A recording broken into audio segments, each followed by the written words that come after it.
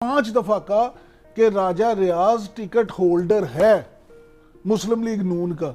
अच्छा बता दें जी कहां पे मुस्लिम लीग नून का वो टिकट होल्डर है? किसी के बारे में अगले इलेक्शन के लिए टिकट होल्डर अभी से हिलाली साहब टेक्निकल हिलाली साहब आप जब हिलाली साहब प्लीज हिलाली साहब आप सुन तो लें ना, हिलाली साहब अब सुन तो लें, आपकी बात हमने कितनी तसल्ली से सुनी है, थोड़ा सा पेशेंस रखें। जय हिंद दोस्तों, मैं मिंदर शर्मा स्वागत करता हूं वन वर्ल्ड हिंदी में आपका। उम्मीद करता हूं आप खुश और स्वस्थ है। दोस्तों आइए दिखाते हैं पाक मीडिया की एक और लेटेस्ट डिबेट जिसमें कैसे हिलाली बौखलाया हुआ है, क्योंकि इमरान खान की वजह से आज के समय पाकिस्तान का माहौल पूरा अस्त व्यस्त हो चुका है। जबकि इमरान खान अगर सत्ता छोड़ के गया था तो वो भी पाकिस्तान के कानून के हिसाब से छोड़ के गया था, जबकि जो नई हुकूमत आई है उसने भी एक कानून के तहत एक सत्ता कायम की है। तो कहीं ना कहीं इमरान खान को आज इसकी जलन हो रही है कि इसी वजह से आज इमरान खान के चमचे मीडिया और हर जगह फैले हुए और अपना माहौल बनाने के लिए हर संभव प्रयास कर रहे हैं। क्योंकि पिछले समय में 3-3.5 साल में पाकिस्तान के लिए इमरान खान ने कुछ भी नहीं किया और अब सत्ता छोड़ते ही पाकिस्तान को आग के हवाले करना जा रहा है। और कैसे ये हिलाली लड़ पड़ा है इमरान खान इस पैनलिस्ट के साथ। तो दोस्तों देखिए डिबेट और कमेंट में अपनी प्रतिक्रिया जरूर दें। लास्ट में आपसे रिक्वेस्ट करूंगा, चैनल पर नए हैं तो चैनल को सबसे पहले सब्सक्राइब करें, लाइक शेयर कमेंट जरूर करें। दोस्तों जय हिंद, वंदे मातरम, भारत माता की जय। दोस्तों इमरान खान साहब के पास अब क्या ऑप्शन रह गई है? जिस तरह वो दबाव डाल सकते थे उन्होंने डाला, इस्तीफे दिए, जल्द से किए, लॉन्ग मार्च किया, पिटिशंस भी की, लेकिन कुछ बात उनकी मानी तो नहीं गई है।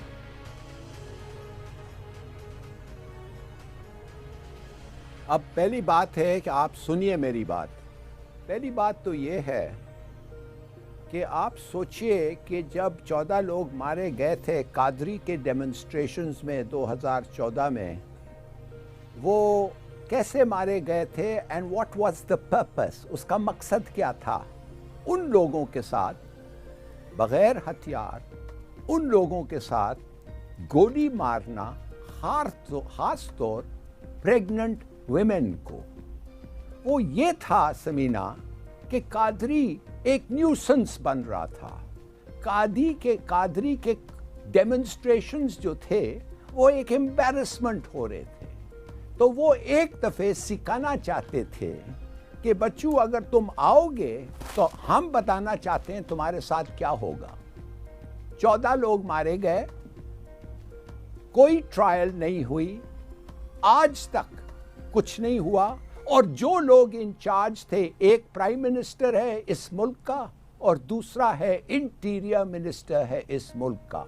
तो आपको मैं पूछना चाहता हूं, फतह किसका हुआ?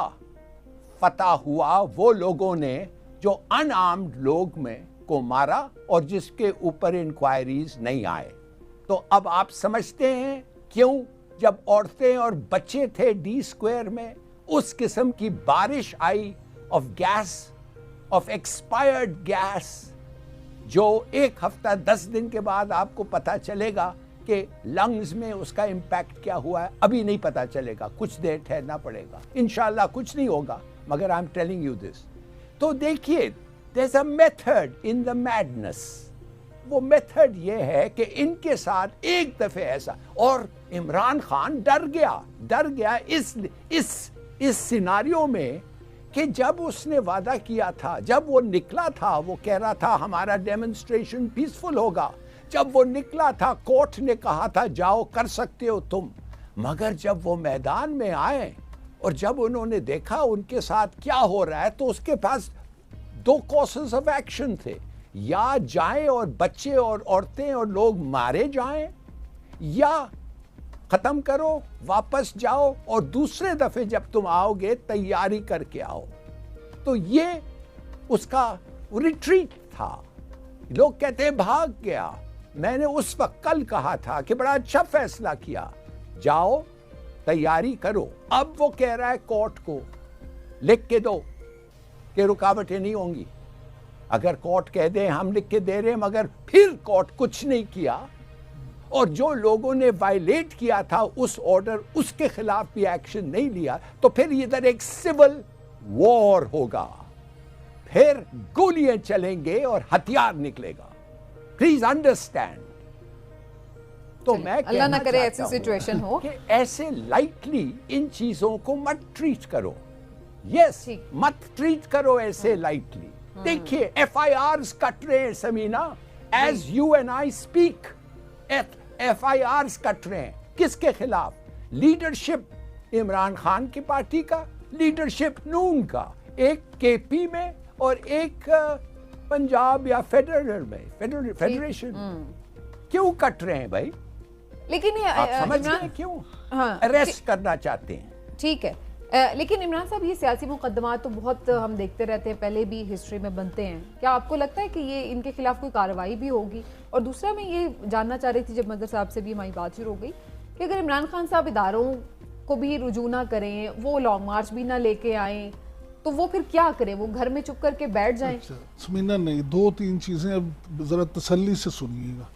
पहली बात ये है कि इमरान खान साहब कुछ ना करें, एक मुश्किल फैसला है जो मैं बात करने जा रहा हूँ, लेकिन ये करें कि अपनी जमात को दोबारा फाल कर लें पार्लियामेंट में और अपने इस्तीफे के जी ठीक है, अगर इस्तीफे हमारे गलत थे हम इस अमल को वापस लेते हैं, हम आके असम्बली में दोबारा बैठ जाते हैं। असम्बली में बैठे जमहूरी तरीका अपनाएं, अगरचे उन पर तनकीद भी होगी लेकिन इससे उन्हें सियासी फ़ायदा होगा, पहली बात। दूसरी बात ये ज़रा इस चीज़ को समझे कि तैयारी करके आएंगे जी, क्या तैयारी? उनके लोगों ने पहले भी गिराव जलाओ किया, कंटेनर्स हटाए, सारा कुछ किया है, तो अब क्या वो कलाशनकोफ़े लेके आएंगे? अब किस तरह की तैयारी वो चाहते हैं?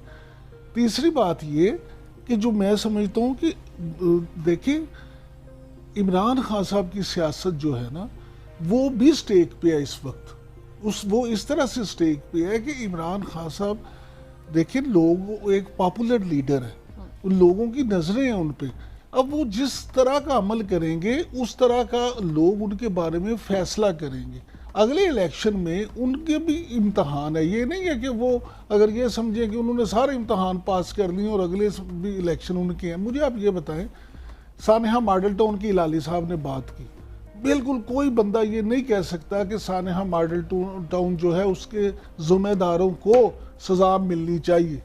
हिलाली साहब तो आराम से कह देते हैं ना कि उसके ज़िम्मेदार उस वक्त मौजूदा प्राइम मिनिस्टर और उस मौजूदा वज़ीर दाखिला राना सनाउल्लाह। अगर हिलाली साहब को इस बात का पता है कि वो ज़िम्मेदार हैं तो इमरान खान साहब को नहीं पता?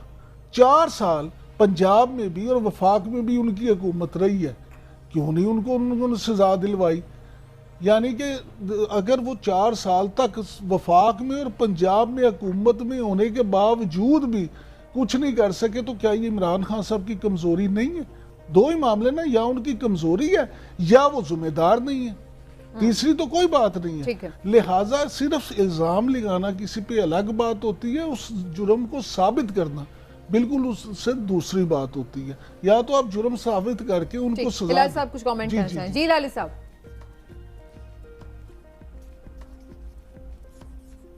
नहीं, मैं कमेंट नहीं करना चाहता, मैं सिर्फ ये कहना चाहता हूँ, मुझे नहीं पता है सच है कि नहीं, मगर इमरान खान खुद कहता रहता है कि शरीफ्स को कभी किसी अदालत ने तकलीफ नहीं दी है, किसी अदालत ने उनको तकलीफ नहीं दी है। तो जब एक लीडर जो इस वक्त कुछ देर पहले प्राइम मिनिस्टर था, जब वो ये चीज़ें कहता है, अगर मैं उसको रिपीट करूं तो मैं आई एम एंटाइटल्ड टू, माने मुझे सेंसर नहीं होना चाहिए अगर ये बात वो कहता है और उसने कहा है और अब फिर कहा है इस वक्त। देखिए प्लीज अंडरस्टैंड, नहीं बन जाती ना कि वो शहबाज शरीफ गलत के बारे में कह रहे हैं। हिलाली साहब आप देखें, वो वजीर आजम था जब नवाज शरीफ, उसकी हुकूमत चली गई, अदालत ने उसकी हुकूमत खत्म कर दी, वो जेल में चला गया भाई, और क्या उसको सिर्फ आप उसी वक्त मानेंगे कि सजा अदालत ने दी है जब उसको फांसी लगा देंगे? अदालतों ने वो सजा दी ना उनको। तो गुजारिश ये, अब इमरान खान साहब अगर ये चाहें या कोई भी बंदा ये चाहे कि उनकी मर्जी की सजा नहीं मिली तो वो अलग बात है, लेकिन उनको तो बतौर वजीर आज़म सजा मिली। बिल्कुल ठीक। तो अच्छे और बुरे फैसले तो आते रहते हैं, लेकिन हम यही देखते हैं कि अच्छे फैसले कोई खास जो है जिसके हक में होते हैं वो तो अप्रिशिएट करता है, जिसके नहीं होते हैं वो नहीं करता। लेकिन इमरान साहब, अब पेट्रोल प्राइस गवर्नमेंट ने बढ़ाई है, थोड़ा सा एक छोटी सी बात जी, जल्दी से कर लें लाल साहब। एक छोटी सी बात मैं लिख के लाया था, शायद भूल गया हूं। 18 डिफरेंट एग्जाम्पल्स हैं जिसमें डॉक्यूमेंट्स जो हैं वो जल गए। 18 डॉक्यूमेंट्स ओरिजिनल जल गए और 18 documents related to corruption charges Sharifs के खिलाफ। अब मैं नहीं कहता कि आप बगैर ओरिजिनल डॉक्यूमेंट्स ट्रायल पे जाएं, मगर एक चीज तो मैं जरूर कह सकता हूं, जब 18 इंस्टेंसेस चलें ये